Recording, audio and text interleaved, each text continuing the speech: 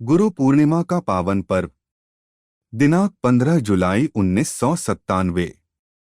शाम का सत्संग। देखो बच्चे, सतयुग त्रेता द्वापर अपने अपने युग का नाम जब ऋषि मुनि सिद्ध करेंगे तो उस युग में वो काम आएगा, और वो उसी समय तक काम आता है जब तक वो रहते हैं और उनके प्रेमी जो उनसे नाम लेते हैं उस समय के लिए ठीक। फिर बाद में आप कहोगे मेरे आगे खानदान में औलाद में चलेगा, वो नहीं होगा। सतयुग का नाम सतयुग, त्रेता का नाम त्रेता, द्वापर का नाम द्वापर में।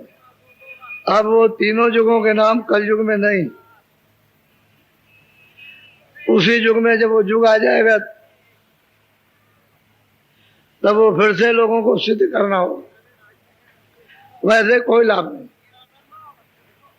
कलयुग में सुलभ सहज नाम सिद्ध हो जाता है, तो जो कलयुग का है सहज उस नाम को सिद्ध करो और जीवात्माओं को पार उतारो। बोलो जय गुरुदेव।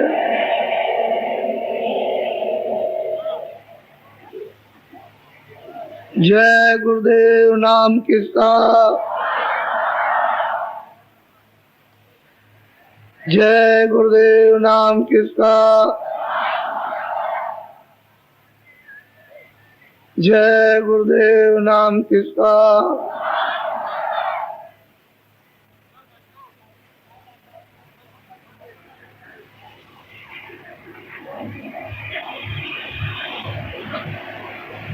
का ध्यान कर प्यारे,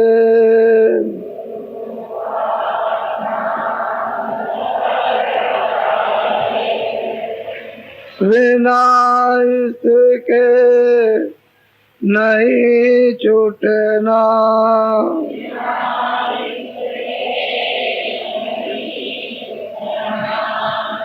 नाम के रंग में रंग जा,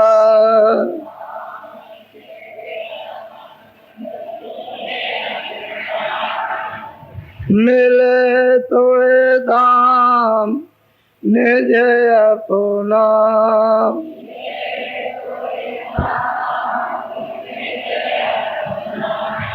गुरु की शरण दृढ़ कर ले,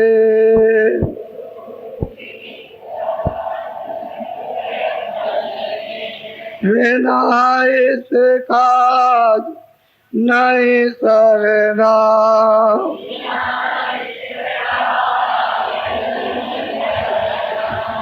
लोभ और मान क्यों चाहे,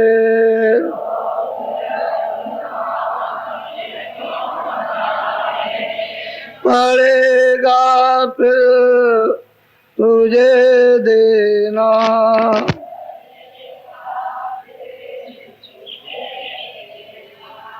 कर्म जो जो करेगा तू,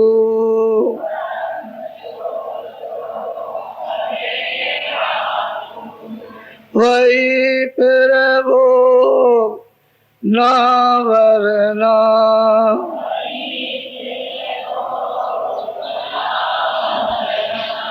जगत के जाल से ज्यों त्यों,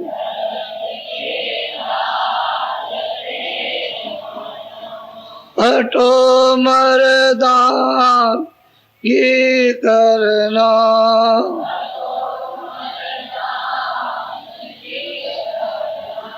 जिन्होंने मन डाला,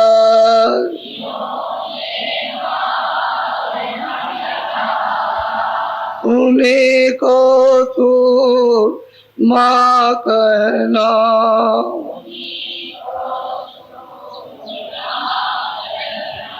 बड़ा वैरी ये मन घटू में,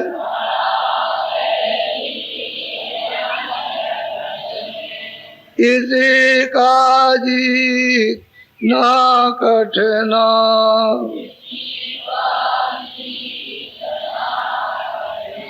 पढ़ो तुम इसी के पीछे,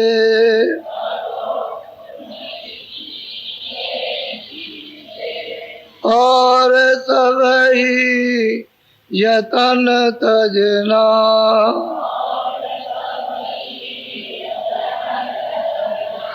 गुरु की प्रीत कर पहले,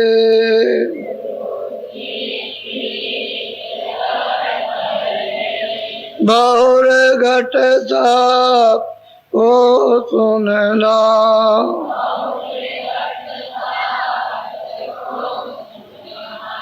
मान दो बात यह मेरी,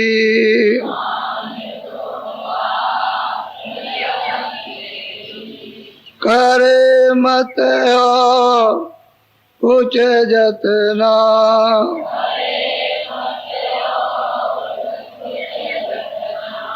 हार जब जाए मन तुझसे,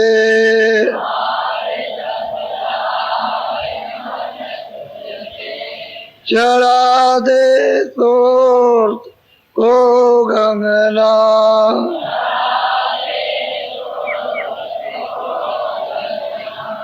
गुरु का ध्यान कर प्यारे,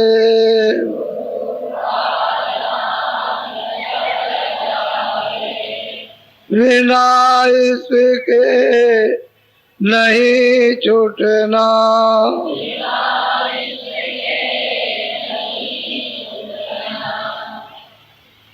और बच्चियों, आज हमने इस भवसागर रूपी नदी से पार उतरने के लिए कोई साथी नहीं बनाया,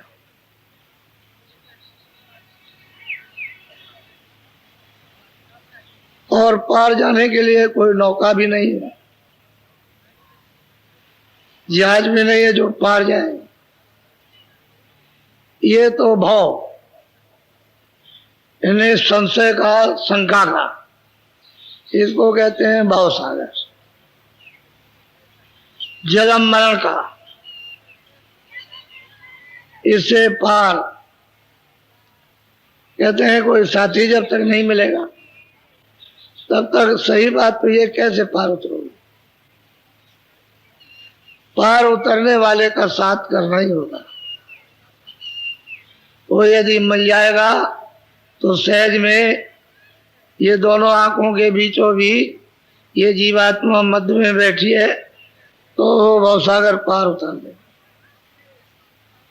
फिर उधर कोई शंका, कोई संदेह किसी भी प्रकार का नहीं है। साथी चाहिए। आपने साथी की किताबें सुनी, पढ़ी, लेकिन साथी की तलाश का ध्यान नहीं। कोई मददगार मिलना चाहिए।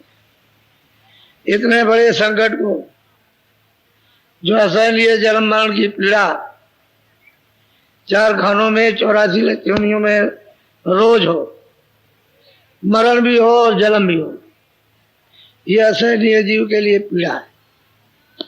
अब की फेरा पड़ गया मनुष्य मंदिर का और दरवाजे पर तुम्हारी के बैठे हो और जीवात्मा को पार नहीं उतार सकते। फिर कब सोचोगे, कब आपका विचार होगा। कोई इधर पश्चिम में तो पार उतरना नहीं, न पूरब में। वो तो पार उतरने के लिए ये इधर दरवाजा है, दोनों आंखों के मध्य में और सामने सीधा। तो कोई मतलब मिला होता तो आज आपका काम हो गया।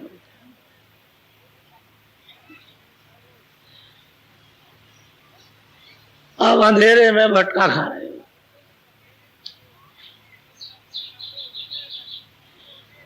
एक सोने की बेड़ी, एक लोहे की बेड़ी।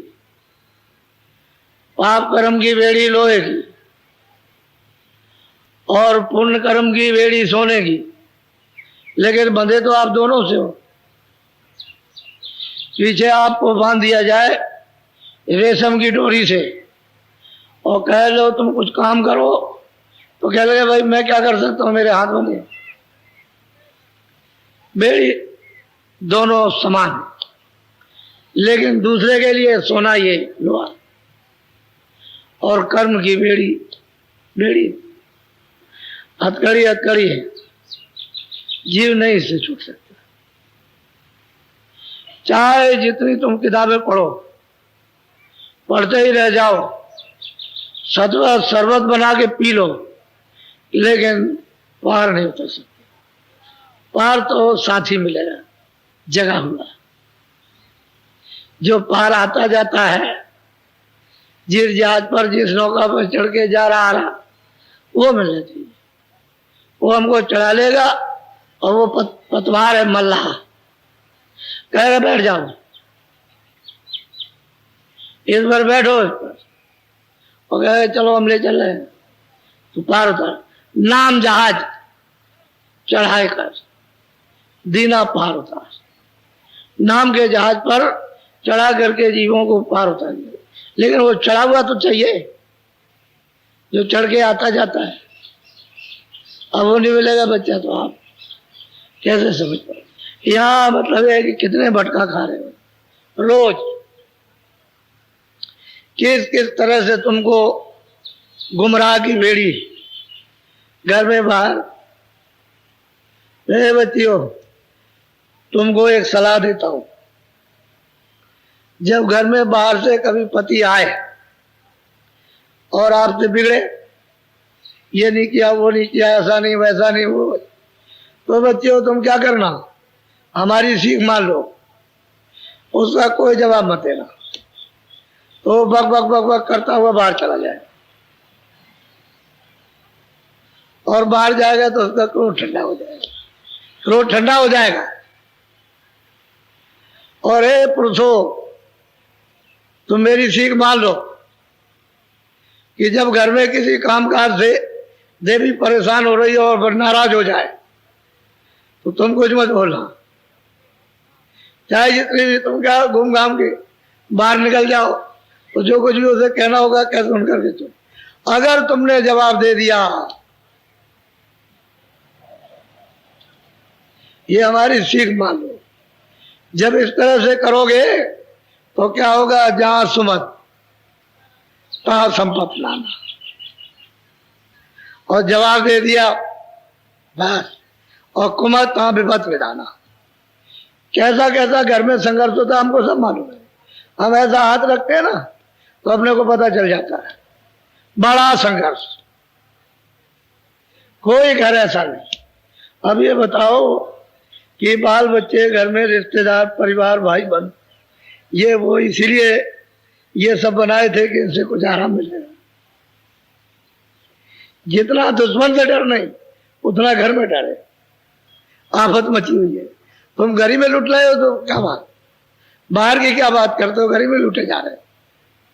एक क्षण को भी चैन बन, बाहर जो हो रहा है वो आप जानते हो। इसलिए चुप,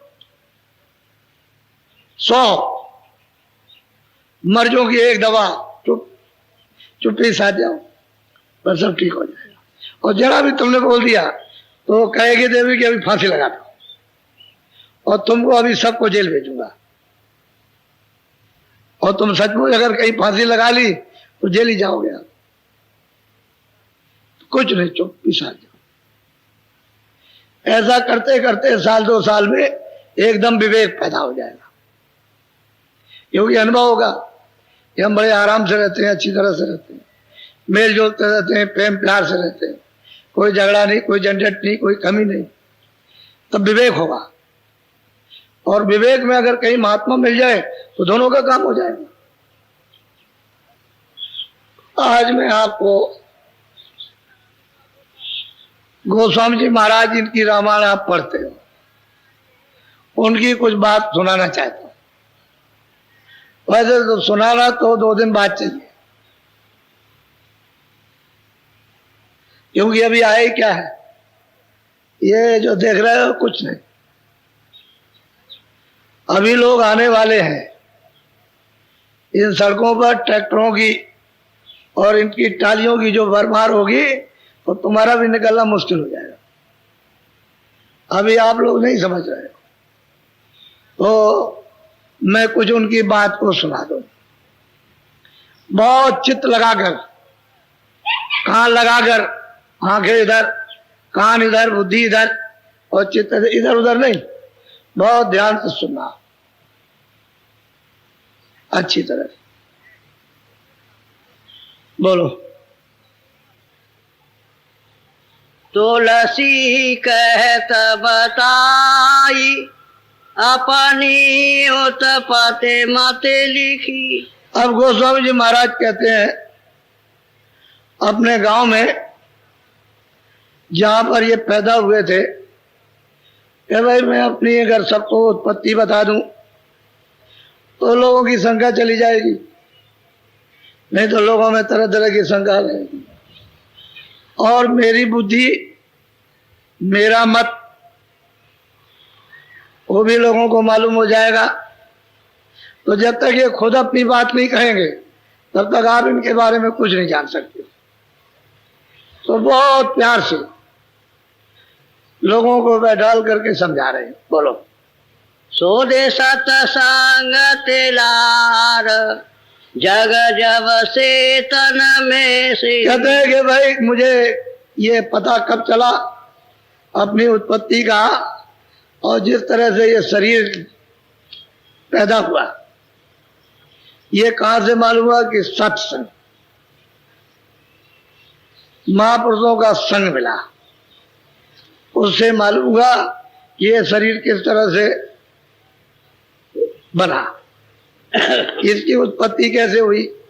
तो वो अपनी अपनी बात बता रहे हैं, ऐसा ना समझ ले कि वो ऐसे ही कुछ जान गए थे। बोलो। अब अपनी विधि का विशेखा तुलसी कीच नीच करे। अब गोस्वामी महाराज कहते हैं कि भाई मैं अपनी बात कहता हूं, मैं बहुत नीच, कीचड़ में सना हुआ, अधम, अज्ञानी, वो अपनी बात कह रहे हैं, सबको सुना रहे हैं। मैं ये हाँ। बोलो। मैं अति अधम अचेतय बूझा शांत चरण कछु मोहि न। कहता है कि मैं अचेत था, अबूझ, कि मुझे किसी से कुछ पूछना भी नहीं आता। यह जरूर था कि संत चरण, इतना जरूर था कि संतों के चरणों में लगा रहा हूं, पढ़ा रहा हूं, सेवा करता रहूं। मैं अधम हूं, अज्ञान हूं, मुझमें न बुद्धि है न कोई बल है, लेकिन संत चरण ये मुझे अच्छा लगता, मुझे भाता है। अब वो अपने छोटेपन की बिथा आपको बता रहे। बोलो। मैं तो या जान जाने जित जाई शांत चरण संतन की न जाने शरणा। कहते हैं कि मैं जिधर जाता हूं मैं तो अचेत हूं, मुझे पता ही नहीं चलता कि मैं कौन हूं, क्या हूं, कुछ नहीं मालूम। लेकिन संतों की ऐसी दया कृपा हो गई कि उन्होंने हमको चिताया, यहां बैठ जा, जिस काम के लिए तू आया मनुष्य रूपी मंदिर में, तो अपना तो काम कुछ कर ले। हमको क्या मालूम था कि हम कहाँ जा रहे हैं, क्या सोच रहे हैं, क्या कर रहे हैं। न बुद्धि है न बल है, अबूझ और अज्ञानी वो अपने आप को वर्णन कर रहे हैं। बोलो।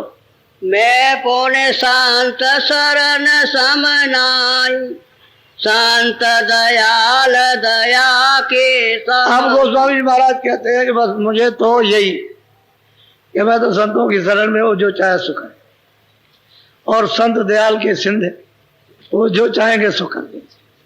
मुझे उन पर यकीन, भरोसा, विश्वास है, लेकिन मैं कुछ नहीं, अधम हूं, नीच हूं, अजान, मुझे पूछना पाछना कुछ नहीं आता, करना धरना कुछ नहीं आता। वो अपनी सब प्रकार की हीन विधि वो सब वर्णन कर रहे हैं। बोलो।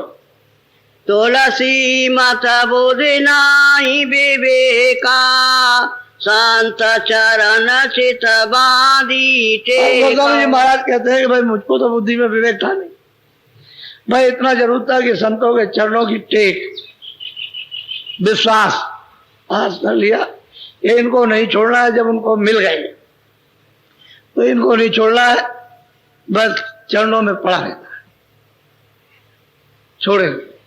कहते हैं हमें तो बुद्धि थी नहीं, ना हमको जान सकते थे, न कर सकते थे, लेकिन उनकी कृपा और दया इतना भरोसा जरूर था, और छोड़ नहीं सकते, पकड़े रहेंगे। बोलो। मैं अब अपनी आदि बताओ, अपनी बिठाया आदि गति अब गोस्वामी महाराज कहते हैं कि भाई मैं हुआ कैसे, जरा सा मैं आपको उसकी याद बता दूं, और अपनी बिठा जब रोऊंगा तभी आपकी समझ में आएगा, नहीं कुछ समझ में नहीं आएगा, कोई नहीं समझता।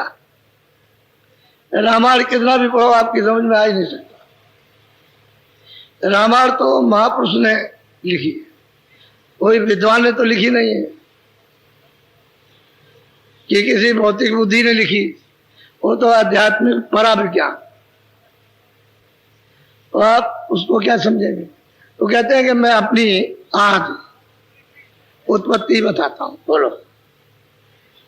जग व्यवहार जगत जगराई, तन उपजा विधि कहो अब बुझा। गोस्वामी महाराज कहते हैं जैसे लोग पैदा होते हैं बच्चे बच्ची, जगत के व्यवहार से शादी विवाह हुआ, ये पति पत्नी आए, फिर उसके बाद में बच्चे बच्चियां पैदा हुई, तो कहते हैं जो जगत का व्यवहार है उसी रास्ते से, ऐसा नहीं कि बस सीधा टपक पड़ा। वो कहते हैं कि उसी रास्ते से, जगत के व्यवहार से, उसी रास्ते से, सीधा ऊपर से जमीन से नहीं निकल आया। बोलो। राजापुर जमुना के तीरा, जहाँ तुलसी का भया शरीर। अब गोस्वामी महाराज कहते हैं कि कानपुर के पास बांदा जिला, राजापुर जमुना जी के बिल्कुल तीर पर है।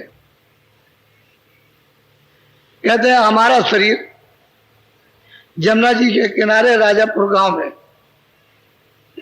ये पैदा हुआ।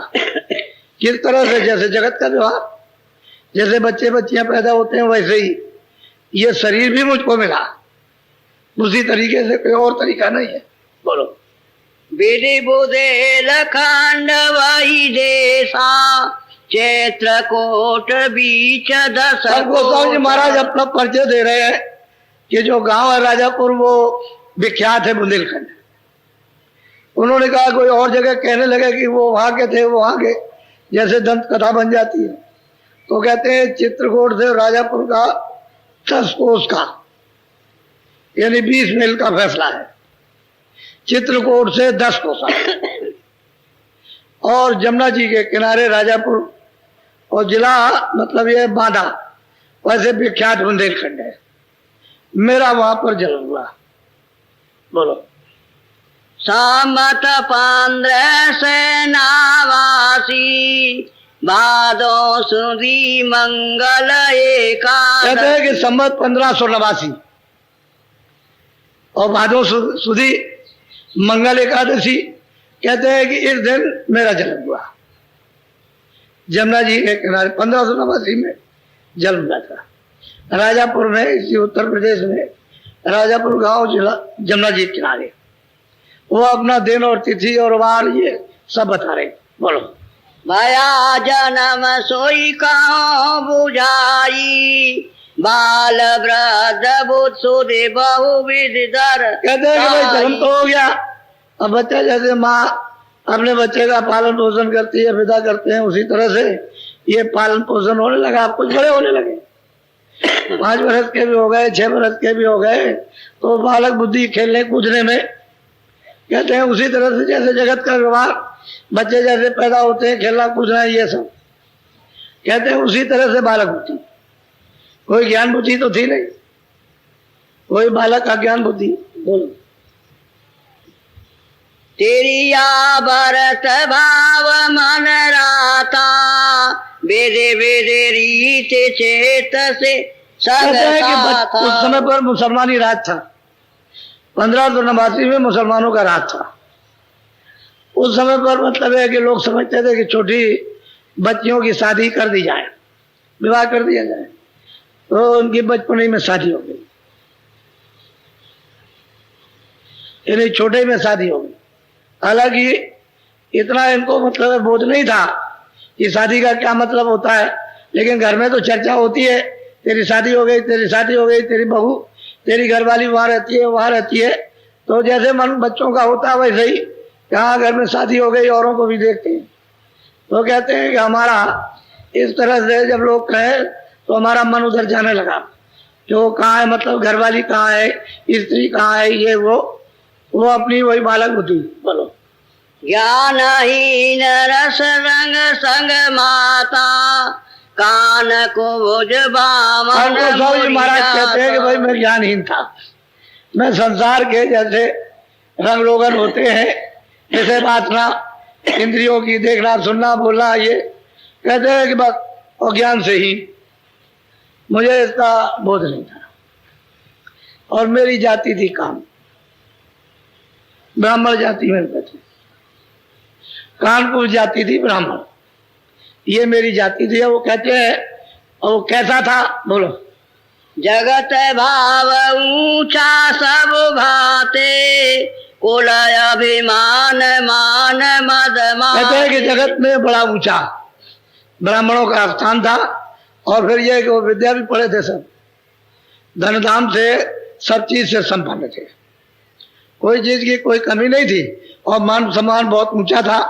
ब्राह्मण तो जाति थी, कामकुज थे, लोग कामकुज जाति को बहुत अच्छा समझते थे उस समय पर।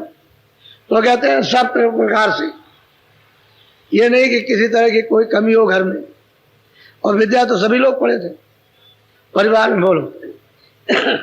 मोटा मन कछु चीना चीना, ज्ञान मते मत रहो माली। अब गोस्वामी जी महाराज कहते हैं भाई मेरा तो मोटा मन था, साथ ही नहीं देता था कोई अच्छी बात सोचे, और ज्ञान के लिए तो बहुत ही मेला था कि ज्ञान किसको कहते हैं, ध्यान किसको कहते हैं, भजन किसको कहते हैं, परमात्मा किसका नाम, आत्मा किसका नाम कहते हैं, कुछ नहीं, बहुत मोटा, अपने आप को कह रहे हैं बहुत मोटा था।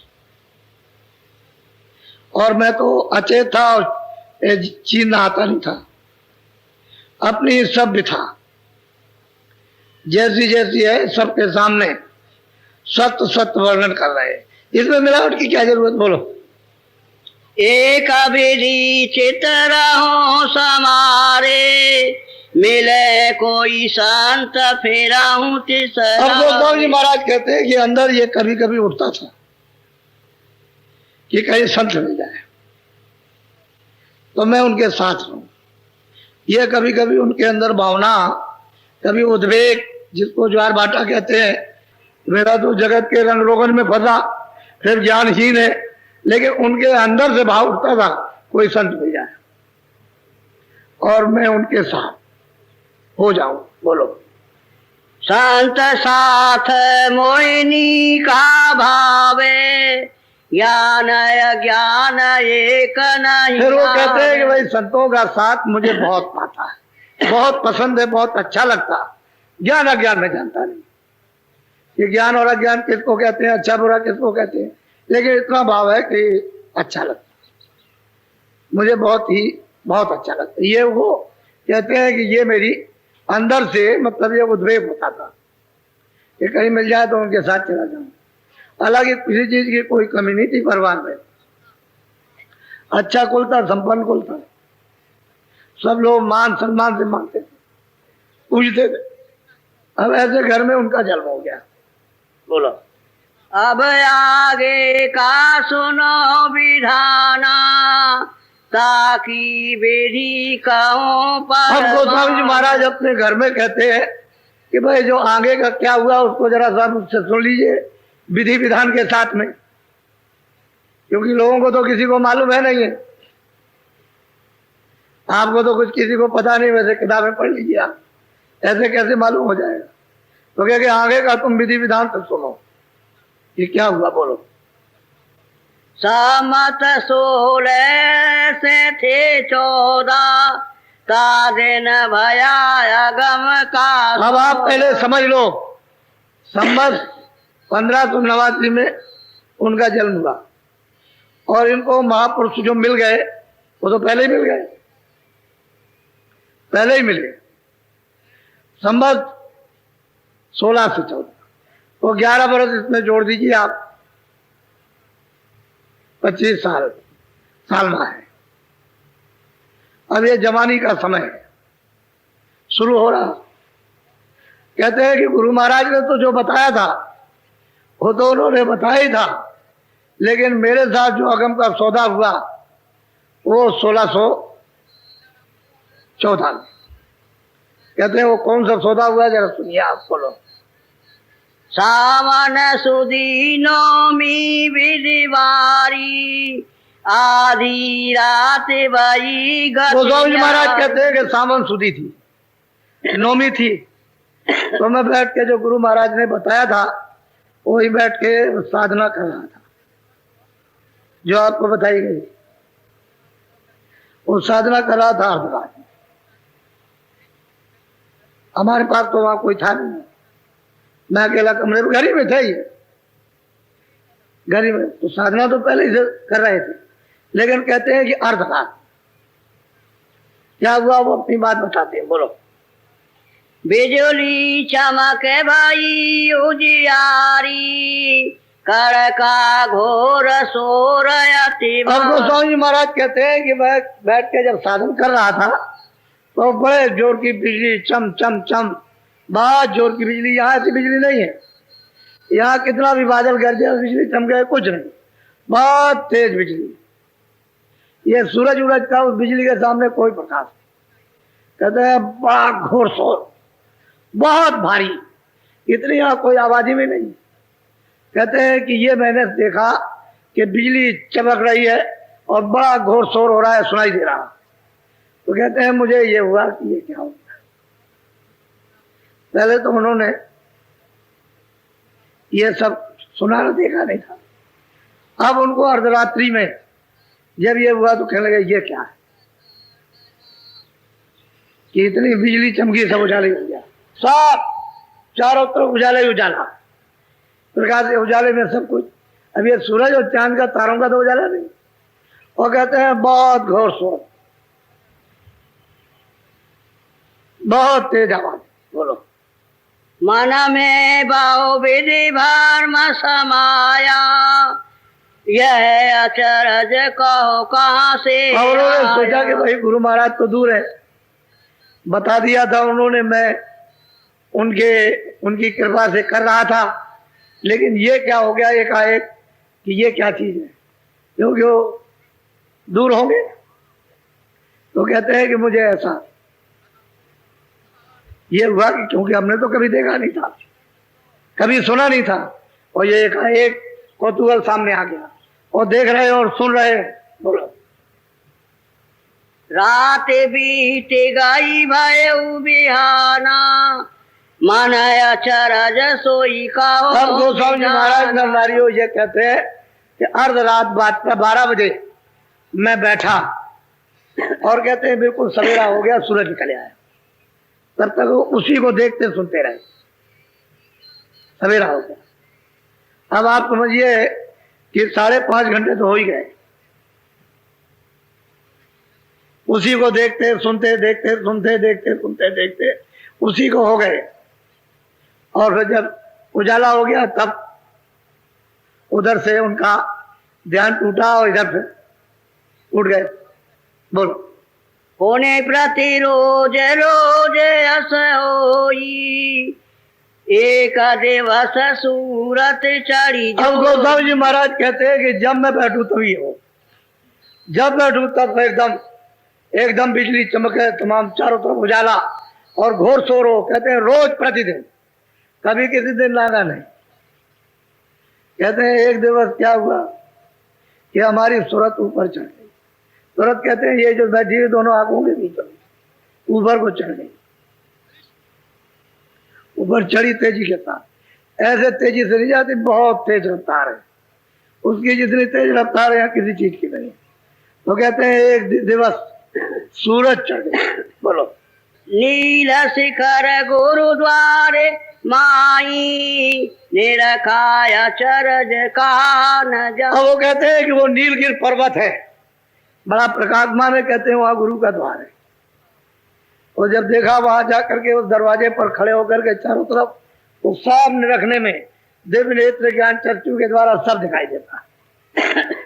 गुरुद्वारा नील से गुरुद्वारे माही, वो गुरु का वहां दरवाजा, वहां तो अंधेरा है नहीं। उस दरवाजे पर बैठ करके देखा और वहां वो गुरु भी वहां विराजमान। क्योंकि वो अगर नहीं मिलेंगे तो उधर कौन ले जाएगा उस तरफ। अब वो गोस्वामी जी महाराज कहते हैं कि सब मैंने सब अपनी आंख से देखा। देखा मतलब देखा, सब कुछ मैंने देखा। बोलो। कहाँ लगे कहूँ विधि विधि डंडा कोने सवने रखे पराब्र। अरे बच्चे बच्चियों में क्या वर्णन करूं। अरे छोटी मोटी चीज को तो छोड़ दीजिए, स्वर्ग वैकुंठ ये तो छोटी मोटी चीज है, इसको क्या बोलो। कहते हैं कि तमाम ब्रह्मांड मैंने अपनी दिव्य आंख से, ये जो तीसरी आंख जो जीवात्मा में, उससे मैंने वो सब देखा। कब देखा? 16 से 14 आज रात। और कहते हैं रोज रोज प्रति होई, रोज रोज कभी नहीं, रोज ही उसको करते करते करते देख करते सुनते देखते एकदम सूरज चढ़ गई। कहते हैं नीलगिरी गुरुद्वारे मानी, वो नील शिखर है, वो मतलब है गुरु का दरवाजा हो। और वहां जाकर के देखा तो ऐसा वैसे देखा। अब आप कहते होंगे हम रामायण जानते हैं, कभी तुमने पूछा है कि उन्होंने कौन सी साधना की, किसके पास जाकर के साधना की? कभी कुछ नहीं। किससे कहानियों का आपने एकदम से दरिया चला दिया। जो चीज आपको रामायण से प्राप्त कर रही थी वो तो आपने छोड़ दी और बस मनोरंजन में फंस गए। ये मनोरंजन नहीं। बोलो।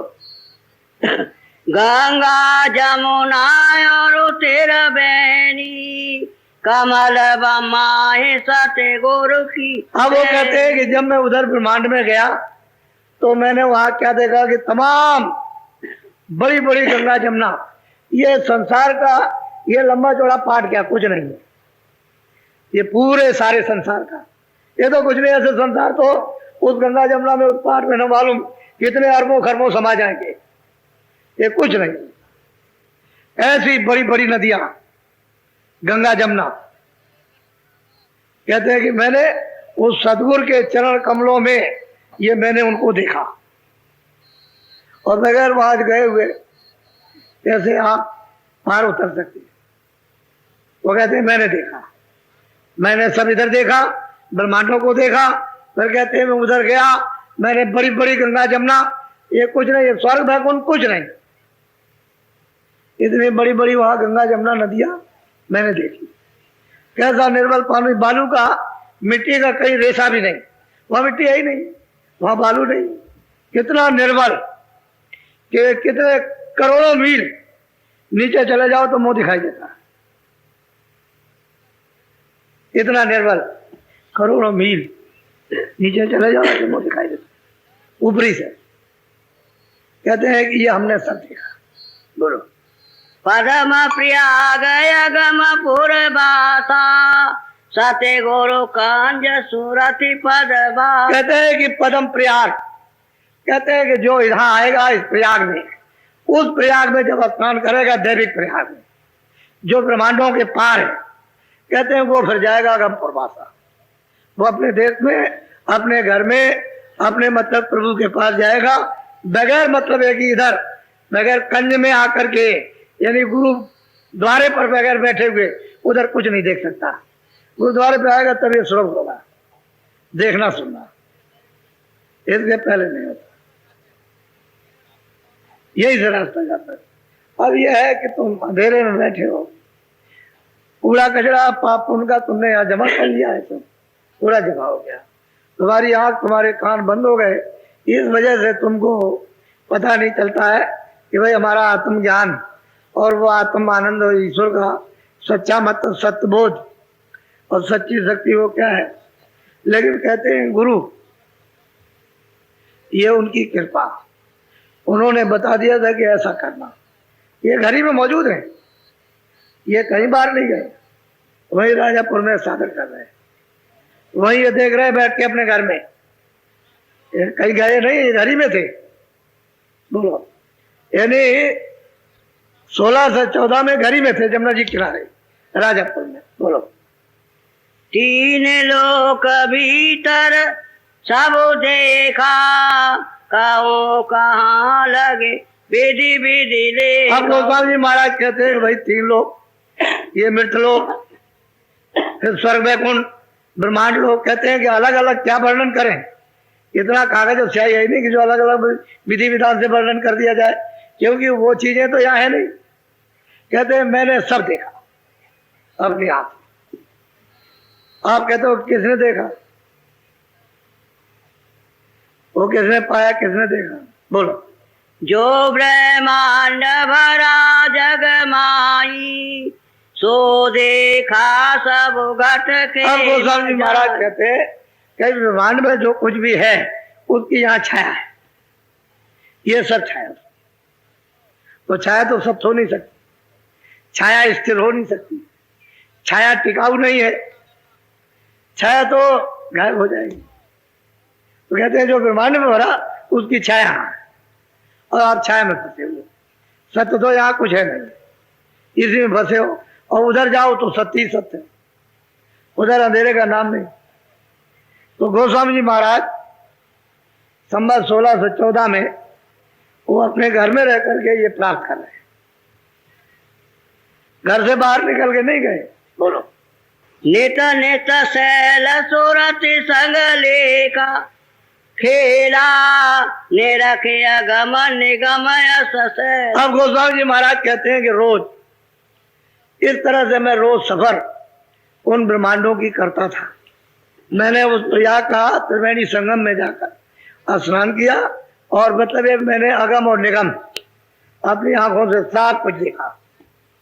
कोई देखने में कोई कमी नहीं रखी, क्योंकि उधर तो कोई पर्दा है नहीं, इसलिए उधर तो सब दिखाई देगा ही, सब जाना ही जाएगा। बड़ी अद्भुत रचना है। साधकों के लिए अगर तुम सीधे हो जाओ तो क्या देर लगती है, लेकिन तुम्हारा प्रेमी नहीं महापुरुषों से। और वो क्या कहते हैं कि मैं ये मेरी इच्छा होती थी कि उनके चरणों में लगा रहूं, छोड़ के कहीं न जाऊं, और वही सबके करता धरता है, जो कुछ करेंगे वही। तो उन्होंने ये समझ करके कहते हैं मुझे रास्ता बता दिया, मैं उस रास्ते को चलने लगा, अभ्यास करने लगा, भजन करने लगा, ध्यान करने लगा, सुमरन करने लगा। तो ये करते करते करते तो आखिर में पहले ही से तो मिला उनको, और संवत 16 से 14 में इनकी गति ये हुई। बोलो, कहो अगम विधि नाना, एक दिवस चढ़ेगा गम ठिकाना। कहते हैं कि मैंने ईश्वर को भी देखा, ब्रह्म को भी देखा, पार। कहते हैं इसी तरह से देखते देखते देखते देखते और हमारी सूरत यदि ऊपर को चढ़ी, बड़ी तेजी के साथ में चढ़ती चली जाती है। बोलो, वाकी शैल चौज कछु भारी, आंड खांड ब्रह्मांड से। अब गोस्वामी जी महाराज कहते हैं कि भाई न तो ये मृतलोक है, न वो अंडलोक है, न वो ब्रह्मांड है, उससे परे वहां की चौज मौज आनंद शक्ति ज्ञान लीला तरह तरह की, मतलब किस किस तरह के ऐसे बड़े बड़े शहर, ऐसे तुम्हारे यहाँ अरबों खरबों शहर, उसमें यानी तमाम पूरा देश समा जाए। आपने देखा, हम उनसे बैठे जाकर जहां से आए थे वहां पहुंच गए। अब आपको तो ये सब कुछ मालूम नहीं है, और आपने कभी किसी से पूछा भी नहीं कि भाई उन्होंने कौन सी साधना की थी कि उन्होंने उस प्रभु को प्राप्त किया था, वो भी आपको मालूम नहीं है। तो आप तो मतलब ऐसे ही रह गए, अचेत अज्ञान में रह गए। तब तक समय पूरा हो गया, बस उसने कहा कि चले भाई तुमको जिस लिए समय दिया था तुमने अपना तो काम नहीं किया, मकान खाली कर दो। तुरंत उसे देर नहीं, फौरन ऐलान किया, बस उसे मकान खाली कर। उसे क्या रहम क्या दया, मकान खाली कर। बोलो। वे सत सत गुरु भेटे जाई, सूरत सत नाम रही कहते हैं कि चाई। वो सच्चे सतगुरु, मैं उनसे गया उनके पास और बैठा, और कहते हैं सत्य नाम है, सारे के सारे उस अथाह सागर में इन्हें छाया हुआ है। और नाम शब्द आवाज, उसके बगैर दूसरा वहां कोई लीला ही नहीं, सब आवाज ही आवाज की सब लीला। कहते हैं कि मैं उसमें जाकर के, अब वो कहते हैं कि और कुछ क्या है, उसको जरा सुन लीजिए आप। तीन लोक से चौथा न्यारा, ता गई सूरत सत गुरु कहते हैं कि तीन लोग, एक तो ये आपके मृत लोग, एक स्वर्ग बैकुंठ और ब्रह्मांड, और कहते हैं पार ब्रह्मांड के परे चौथा जो देश है जहां से सब लोग आए हैं, वो कहते हैं चौथा देश, वहां सूरत गई और जाकर के सतगुरु सच्ची से मिली। बोलो। नेता नेता सैल कोई दिन कीना, चौथा पद जहाँ सत गुरु ली। कहते हैं कि रोज आने और जाने लगी। अब वो कहते हैं यही कलयुग है 1614 में, कहते हैं रोज आते हैं, रोज आते हैं, रोज आते हैं, रोज आते हैं, रोज चलते हैं। अब वो जो सतलोक में वो कहेंगे, वो जो हमारे सतगुरु जो सच्चे साई, वो कहेंगे तुम जाओ जरा ऊपर, इन्हीं से कहेंगे जाओ ऊपर चले जाओ। बोलो। एक दिवस भई ऐसी रीति, सूरत चढ़ेगा रस आगे। वो कहते हैं कि एक ऐसा दिन आया कि वो सतलोक से भी आगे, सूरज चढ़ गई उधर, वो आगे भी है, चढ़ गई ऊपर में, और तरह तरह का रस आनंद। अब शक्ति का क्या अपार है, सब कुछ है। बोलो। चौथे पद से न्यारा धामा, सत गुरु पद के पार। अब गोस्वामी जी महाराज कहते हैं कि चौथे पद के पार जो सही सच्चा धाम है, वो तो नाम है सच्चा, हुआ नाम एक अनिया नामा अग सच्चिदानंद प्रभु धामा। वो लेकिन वो जो अनामी पुरुष ने, जो मालिक ने जो तीनों लोग बनाए अपने से अलग, उसमें सत्य ही सत्य है, उसमें कोई किसी तरह की मिलोनी नहीं। तो जो भी सूरत सतलोक में जाएगी ऊपर जाएगी, उसकी वहां कोई रोक टोक किसी तरह की भी नहीं है। ऊपर जाओ, लौट के आ जाओ, चले जाओ, लौट आओ, जाओ आओ जाओ, वहां किसी तरह का कोई भी बंधन किसी भी लोक में, सतलोक में और अलग लोग, अगम लोग, अनादि धाम, कोई बंधन नहीं, वहां चले जाए। कहते हैं सतगुरु के पार वो है, कहते हैं धामा, अपना निज धाम है, वहीं से ये सब आए और वहीं जाकर के संभाले। बोलो। तुलसी प्रीत रीत की लागी, रात दिवस सो वह नहीं जागी। प्रेम हो गया, दर्शन हो गया, दीदार हो गया, कहते हैं नींद भूख सब गई, कुछ नहीं, न भूख है न नींद है, सच्चे प्रीतम से प्रीत हो गई, दर्शन हो गए, जिसके लिए तड़पते थे, रोते थे, चीखते चिल्लाते, ये तो उसके दर्शन के लिए जैसे त्रिशूल छेदे जाते हैं, ऐसा दर्द होता है, ऐसा कसकता है, जैसे कांटे त्रिशूल लगे हैं चारों तरफ, ऐसे लोगों को मिलता है। फिर देर क्या लगती है, और इनको क्या देर लगी, संवत 1614 और 1589, 25वां साल है, इसमें इन्होंने पूरा प्राप्त कर लिया अपने घर में, वही राजापुर घर में, गांव में, वही रह करके जहां माता पिता थे, वही इन्होंने पूरा प्राप्त कर लिया, पूरा पद प्राप्त कर लिया, कुछ बाकी नहीं रखा। बोलो। कहाँ लगे बयान कहूँ गति गाई, तुलसी मोह से कही। अब गोस्वामी जी महाराज कहते हैं कि जो यहां से मैंने वहां तक देखा, मैं इस गति को क्या बयान करूं, क्योंकि अगर कुछ बयान, मैं कागज और स्याही कहां से लाऊंगा, ये कलम कागज से आई तो जगत में है ही नहीं, इतना महादृश्य है, वो हमें यहाँ मिलेगी। बोलो। जो सब विधि में कहूँ सुनाई, तो जग कागज मिले न स्याही। अरे साधु, किस लिए होते हो, ये मिल जाए। घर में रहो बाहर रहो तो सच्चा काम हो गया।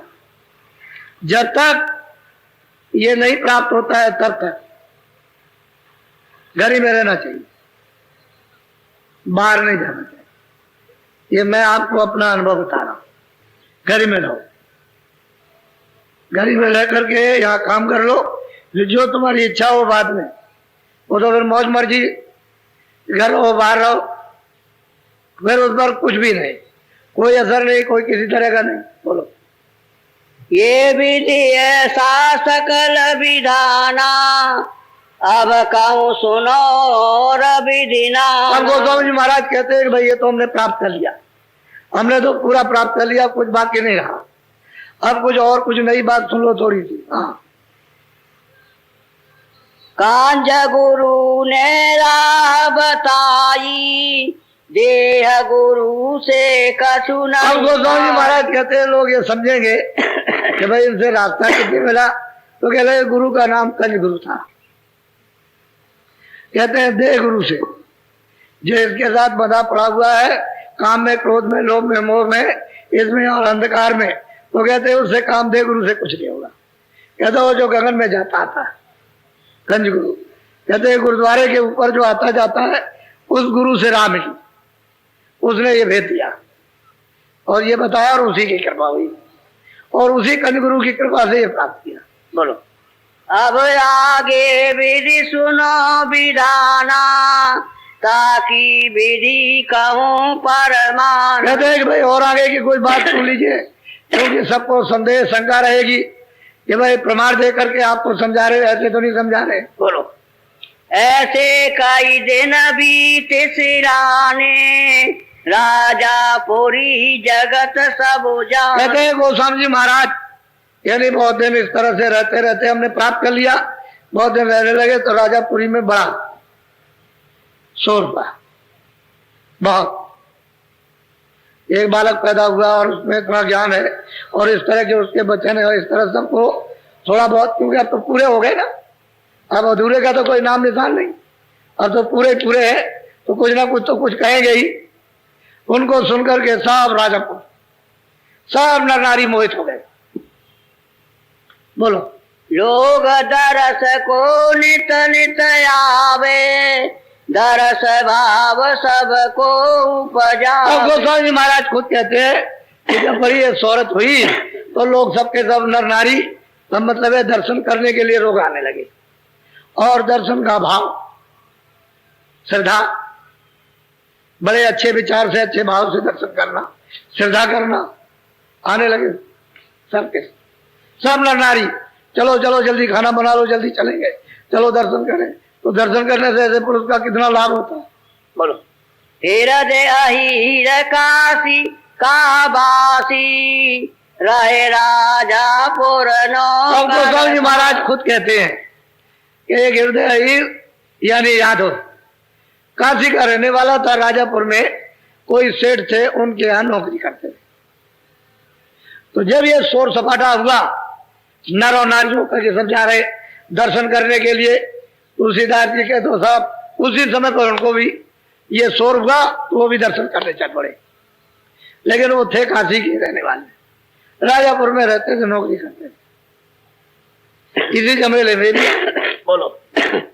वो प्रतिदिन दर्शन को आवे, प्रीति बड़ी हित कहा न अब गोस्वामी महाराज अपने मुख से कहते हैं कि नर नारियों के साथ वो भी हर रोज दर्शन करने आता था।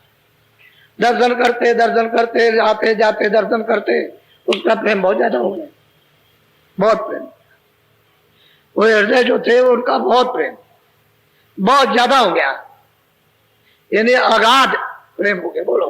राति दिवस दिन दिन रहे पासा, तुलसी बिना और नहीं। अब वो रात दिन, यानी कभी काम पर ना जाए, रात को वहीं रह गए, दिन को भी रह गए, और कहते हैं अब दूसरी कोई आशा नहीं, यही सब कुछ।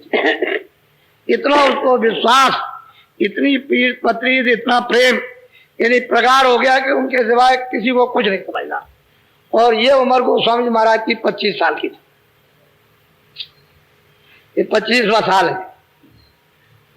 यही जवानी के अंदर उन्होंने प्राप्त कर लिया। बुढ़ापे की बात तो छोड़ दीजिए आप, इसी में प्राप्त कर लिया। और ये तमाम नर नारी जब दर्शन ये करने के लिए आने लगे तो उसी के बीच में जमेले भी आ गए। बोलो। एक दिवस भई ऐसी रीति, काशी गए बहुत दिन। हाँ, वो गोस्वामी जी महाराज कहते हैं, किसने कहा होगा कि महाराज बहुत दिन हो गए हम गए नहीं काशी, आपकी इजाजत आज्ञा हो जाए तो काशी चले जाए। सही सच्ची बात तो ये थी, इसको भी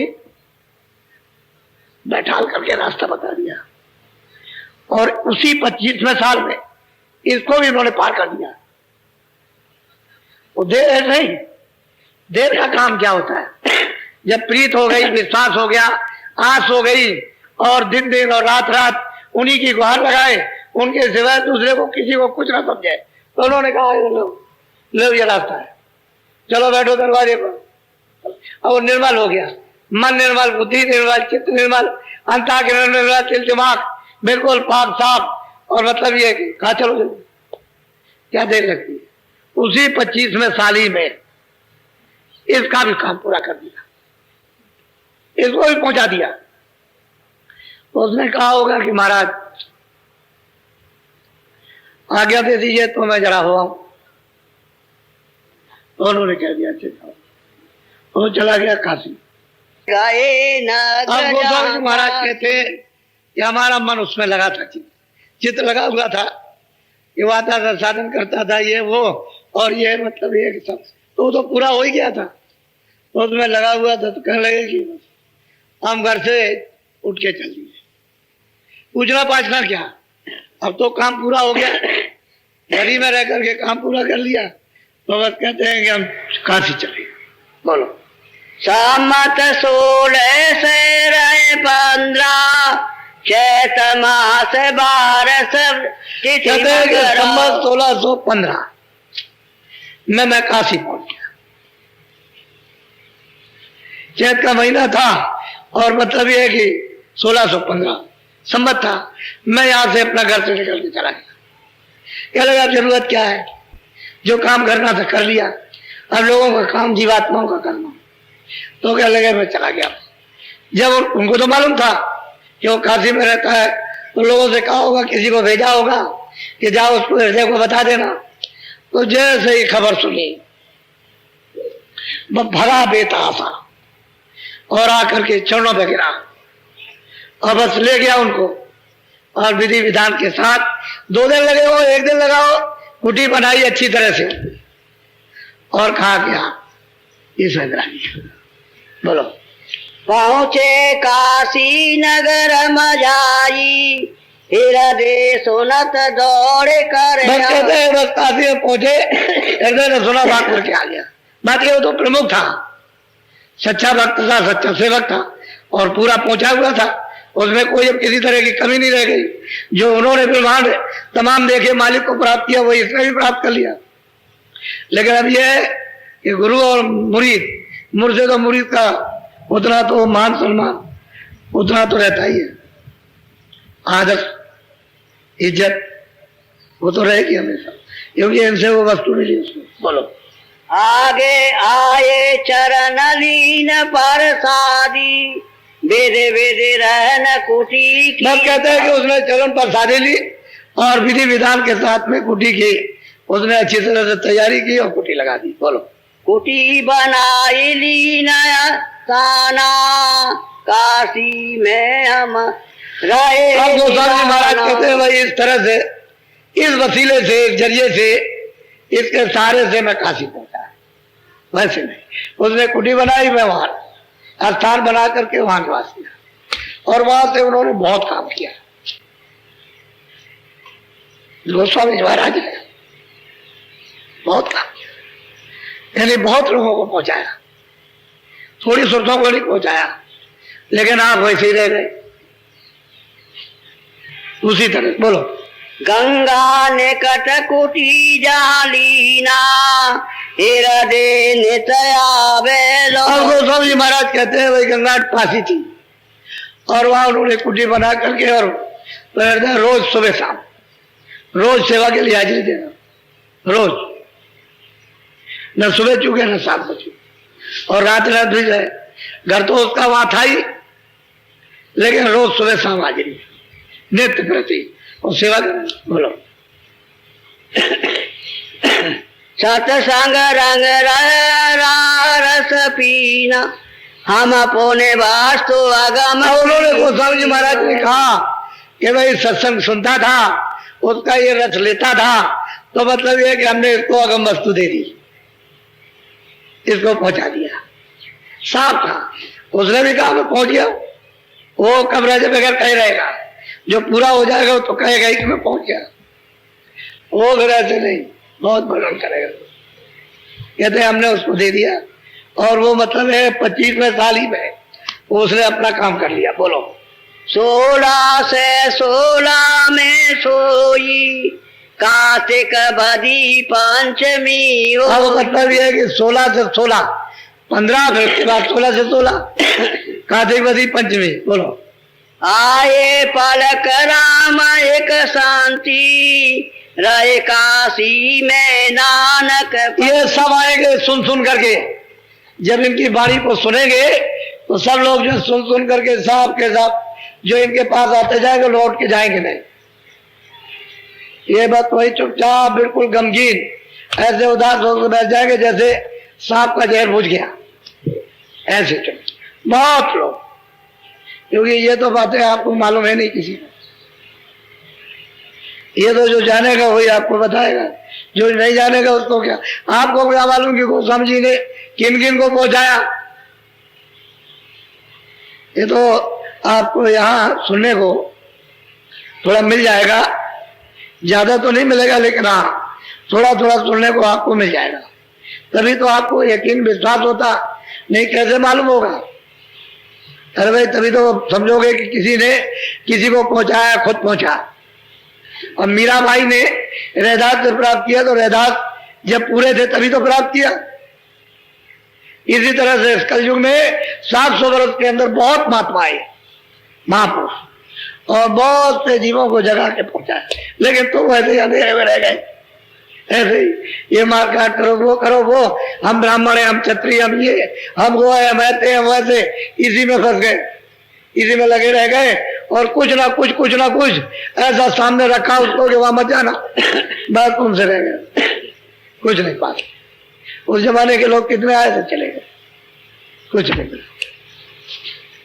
तो असल में बात यह है कि ऐसा कभी मत समझो कि वो मालिक ने जब रास्ता लोगों के लिए खोल दिया है तो कोई ना कोई आएगा और जीवों को सही दिशा देकर के, सही समझ देकर के, सत्संग सुनाकर, शुद्धि सफाई करके रास्ता बता के ले जाएगा। अब आपको क्या मालूम इसमें कौन कौन आ रहा, कौन कौन क्या कर रहा है, किसी का कुछ नहीं। आपको तो ये सोचना चाहिए कि कोई बात तो ऐसी है, ये बरसात हो रही तो पानी बरसने में सुन रहे, पानी बरसने में बैठे, उठ नहीं रहे, पानी बरसने में भीग गए, नर नारी, तो आप इतना भी नहीं समझ सकते हो कि भाई कोई बात तो है तो जरूर, तो वो जो कुछ है बात उसी को लेना चाहिए कि भाई मुझे भी कुछ मिल जाए, मैं भी उसका ग्राहक बन जाऊं, मेरी भी इच्छा हो जाए कि मैं भी मालिक को प्राप्त करूं, मैं भी देखूं, मैं भी अपनी जीवात्मा को जगा लूं,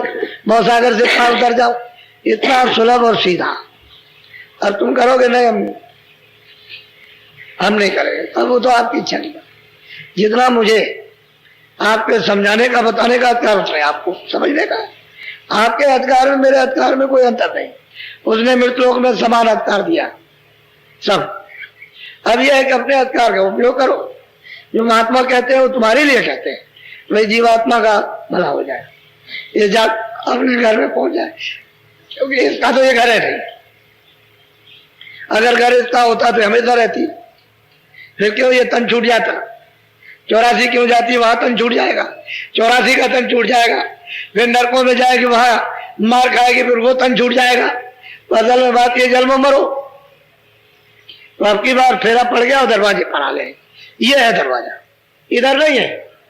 अरे भाई वो तो ईंट गाड़ा, मंदिर बना लीजिए तो इसलिए है कि भाई हमने बना लिया है, घर में झगड़ा झंझट होता, शोरगुल मचता है, तो वहां चले जाएंगे, ये साधन करेंगे। ये एकांत में असली मंदिर तो ये, अरे घंटे का जाओ तो इसमें बज रहे हैं, देवबाड़ियां तो यहाँ हो रही है, लेकिन तुम कान और आंख खोलो तब तो, और नहीं खोलो तो कैसे हो जाए, तो आप उसके पीछे लग गए। ये नहीं समझा कि भाई एकांत में इसको जगाएंगे, ये नहीं समझा, तो मतलब है उनकी भी जहाँ की था वैसे ही मतलब प्रतिष्ठा रहती, अब वो तो आपने वैसे ही छोड़ दिया, ये भी नहीं काम कर सके। तो दोनों की मर्यादा अपनी भी चली गई, उनकी भी चली गई, एकांत का भी खत्म हो गया और तुम अपने कल्याण को भी खत्म कर चुके, तो क्या पाओगे? ये मतलब है कि तुम जरा भी अपने लिए फिक्र नहीं करते हो कि भाई मेरा क्या होगा। थोड़ा बहुत भी तो सुबह शाम सोते वक्त, सोने के पहले थोड़ा सोचना चाहिए कि भाई मेरे लिए क्या हो। और इंद्रिय के विकारों में लिप्त हो बिल्कुल एकदम से, और उसी में आप परेशान हो, सब परेशान, एक एक गिनती के सब, बहुत तकलीफ है, बहुत ज्यादा। तो आप समझ लो इसको। तो मैं ये चाहता हूँ कि आप इस सत्संग का सब नारियां, गांव इत्यादि के सब लोग इसका लाभ उठाए तो सबकी चीज है। आज नहीं, कुछ दिनों के बाद जब इसको सुनोगे समझोगे तो यही अफसोस करोगे मैं चूक गया, मैं उससे महरूम रह गया, दरवाजे पर दरिया आया ना आ सका, फिर पीछे से, तो फिर पछताने से क्या होगा, अभी करो। इसलिए तो हम सबके लिए आह्वान करते हैं कि जितने भी मनुष्य इंसान है सब आओ, सुन तो लो कम से कम। ये फकीरों का, महात्माओं का कौन सा रास्ता है सीधा सरल कलयुग में जिसे तुम चल करके पार कर सकते हो? यहां से जीवात्मा को निकाल ले जाओ, ये घर तुम्हारा नहीं, स्वर्ग भी तुम्हारा नहीं, बृहस्पति भी तुम्हारा नहीं, ब्रह्मांड भी तुम्हारा नहीं है, वो तो उसके बहुत पार है। और वो बगैर पार के मिले, जो जाता आता होगा वो मिलेगा तभी पार जाओगे, वैसे कोई नहीं ले जा सकता, बिना महापुरुषों में हो नहीं सकता। तो अच्छा समय आप सब लोगों के लिए ये है। वैसे मैं अभी भजन पर बैठा हूँ, आज बहुत मेहनत कराते हो तो आज थोड़ा बुखार है, थोड़ा सा शरीर टूटता है, बहुत ज्यादा मेहनत, मैं तो बुढ़ा हो गया हूं। मेरे सामने तो 6 पैसे तोला चांदी बिकती थी मेरे सामने, और 12 रुपए मेरे पूरे होश में सोना बिकता है। तो मैं तुम्हारी बात कैसे मान लूंगा? तुम कुछ भी बको तो उससे क्या होता है? तुम भूल गए, मैं भूला नहीं, मुझे सब याद है। तो इसलिए बुढ़ा आदमी हूं, उतनी मेहनत लो जितना, अब तुम हर तरह से रगड़ोगे तो कैसे काम? अरे तुम खेलते हो वैसे, शरीर में कोई विकार नहीं है, लेकिन जब नोचोगे तो ये नसें टेढ़ी कर देते हो, तो आप समझ गए। इसलिए मैं भजन कराऊंगा। अब ये आपको सत्संग सुनाया कि गुरु महाराज मिल गए, उनका चित्त उनमें रम गया, उन्होंने कहा मैं कुछ नहीं जानता। सही बात है, न कुछ समझते थे, न जानते थे, न साधन भजन न कुछ। जब गुरु ने बता दिया कि देखो बैठ करके ये करो, तो रोज अपना करने लगे घर में। करते करते मतलब ये है कि कहते हैं आध रात को मैं बैठा था, मेरा ये हुआ, और मैं सारी रात बैठा देखता रहा, सुनता रहा, और सूरज निकल आया तब उठा। ये छोटा मोटा कौतुक है? अरे 5 साढ़े 5 घंटे मतलब ये बैठे रहे एक आसन से, और इधर का कोई ध्यान ख्याल ना हो इस जगत का, और ब्रह्मांडों में घूमते रहे, ये छोटी बात नहीं है बच्चा, ये बहुत बड़ी चीज है। तो थोड़ा भजन कर लो। वैसे इसमें से भी चल रहे ऊपर, इनमें से भी ऊपर जा रहे, और तुम आ जाओगे, तुम में इच्छा हो जाएगी, तुम भी चल दोगे, उसमें क्या? वो तो इच्छा करने, तो सत्संग सुनते सुनते इच्छा जग जाती, सत्संग सुनते सुनते मोह भंग हो जाता। ये जगत का झूठा, ये मोह भंग हो जाएगा। जब भंग हो जाएगा तो सच्चा प्रेम सच्चे से लग जाएगा, तो उनको उठाने में, उनको खींचने में, ले जाने में कोई वजह भी चलोगे, सीधे पीछे चल दोगे, यहाँ तो कोई है नहीं, अब ले चलिए। जैसे बच्ची जब उसका विवाह आज हो गया तो वह षटपति के साथ चलती, उसका क्या परिचय था? आज ही तो हुआ जब उसका गठबंधन हो गया षट पीछे, माँ बाप को बात छोड़ दिया, कोई मतलब नहीं किसी से, भाई बंद से षट चल गया। कहते हैं कि ऐसे ही ये जीवात्मा है, जब महापुरुषों से प्रेम हो जाता है इस जगह से कुछ नहीं, ये तो खोल है, इसमें तो बेचारी बंदी पड़ी है जड़ में, तो जड़ से निकल के फिर खत्म हो गया। तो आप थोड़ा सा बचे देखो ना, ये बैठक सबसे अच्छी है। वैसे जब लेट के करना तो लेट के करना, लेकिन ये बैठक है, कहीं भी 2-4 दिन बैठ के सीख लो, ऐसे बैठ जाओ, पर हाथ रखो, ये आंखें बंद, ये दोनों उंगलियां जरा कपड़ा ऐसे डाल लेना ताकि आपकी उंगली कोई ना देखे और आंख ना देखे, कपड़ा पड़ जाए आंख के ऊपर सामने और उंगली भी ढक जाए और आंख भी बंद की, कान भी। ये दोनों आंखों के मध्य में ये सूरत, ये जीवात्मा बैठी है, ये बीचों बीच में दरवाजे, वैसे दरवाजे अंदर नहीं है, शरीर के अंदर जीवात्मा नहीं है, बैठी है दरवाजे पर। अब कूड़े कचड़े ने जब प्रेशर दिया, जब जीवात्मा के प्रकाश पर तो दब गया, दब करके इधर इंद्रियों की तरफ में फैल गया, आंख से निकल गया, कान से निकल गया, इंद्रिय से निकल गया, इधर चला गया। अब ये मन बुद्धि चित्त जगह जगह जहाँ चिंतन है, जहाँ संकल्प विकल्प है, जहाँ वासना है, जहाँ मोह है, वो फैल गया। तो यही जीवात्मा शक्तिहीन हो गई, अब इसमें कोई शक्ति नहीं। अब जब इसको सिमटाव कर लेंगे महापुरुष और इधर ले आएंगे, फिर देखो जलवा, जलवा तो तब देखने में आता है जब इसका सिमटाव होके यहाँ आ जाए। फिर इसको क्या, तभी तो रोज बैठते थे, रोज बैठे रोज कहते हैं कि बस एक दिन ऐसे ही बैठते रहे रोज, और एकदम से कहते हैं चढ़ गए एक बार, और फिर जब चढ़ाई हुई तो वहां जब देखने लगे, तब तो फिर मतलब है रोज रोज प्रतिरोज, दिन प्रतिदिन रोज हर रोज, फिर ऐसे रोज चढ़ गए, फिर तो चलते ही चले जाएंगे, फिर क्या। इसलिए थोड़ा सा आप 25 मिनट भजन करें। कितने मिनट? नामदान आज नहीं होगा, नामदान बच्चे बच्चियों गांव वासियों कल होगा, आज नहीं, क्योंकि मैंने परसों दिया और कल दिया, अब एक दिन छोड़ दे तो ठीक रहेगा, कल होगा नामदान, आज नहीं। तो कल आप जब नामदान का जब समय आया तो चूकना नहीं, ले जाना, अमूलक चीज है, सोना चांदी के सामने कुछ नहीं, राजपाट कुछ नहीं है, इसको ले जाओ, ये तुम्हारी निजी संपत्ति है, ये आत्मधन है, उसको ले जाओ और कुछ घर में कर लो, देर करने की जरूरत नहीं है। तो ऐसे बच्चों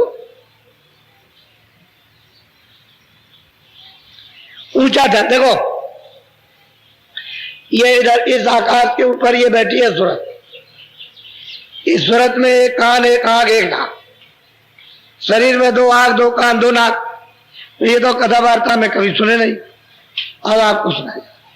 तो ये अंदर के कान का आंख कहाँ ऊपर आता, अंदर का अंदर, अब ये ऊपर, और ये जो है इसके कान आंख ये है, इस आकाश के, इस आकाश के नीचे, ये आकाश यहाँ तक है, इसके ये 2 आंख, 2 कान, 2 नाक, उनका आकाश ये है, दोनों आंख का, दोनों कान का, दोनों नाक का ये आकाश, और एक आंख, एक कान, एक नाक का ये इसके ऊपर, उसका आकाश ऊपर है, ये आकाश नहीं है, वो उधर है, उधर तो ऊपर जमीन है, नीचे आसमान है, ऊपर जमीन, सुरतों की जमीन ऊपर है कि वो मालिक तो ऊपर है, नीचे ये आकाश, और ये है शरीर की जमीन ये, और ये शरीर का आकाश ऊपर है, मैं इतना अंतर है। उधर से आए हो और जब यहाँ फंस गए तो इधर से जब जाओगे तो मालूम, तो यहाँ तक तो आकाश है और फिर उल्टा हो गया, फिर उलट गए, ये जो इधर को आंख है, कान, नाक, वो अब इधर कर लिए सीधे अपने घर की तरफ। ये है परदेश, ये 2 आंखें, 2 कान इधर देख रहे, सुन रहे, सूंघ रहे, परदेश है। और जब आपने अंदर की आंख, कान और नाक उधर को की तो अपना देश, अपने घर की तरफ चला। तो मन बुद्धि चित्त को यहाँ ये कान के साथ जीवात्मा के तीसरे कान के साथ रोक करके इधर उधर झगड़ा झंझट में, दुकान खेती में, लिखा पढ़ी में न जाए, मार काट में, थोड़ा यहाँ रोक करके रखो, उतने ही में जल्दी काम बनेगा, उतने में सुनाई देने लगेगा आधार। ऐसे बैठ जाओ, आंख और कान बंद करो, ऊपर की तरफ ऊंचा ध्यान दे करके जीवात्मा के कान से सुनो तो बैठ जाओ, आंख और कान बंद करो।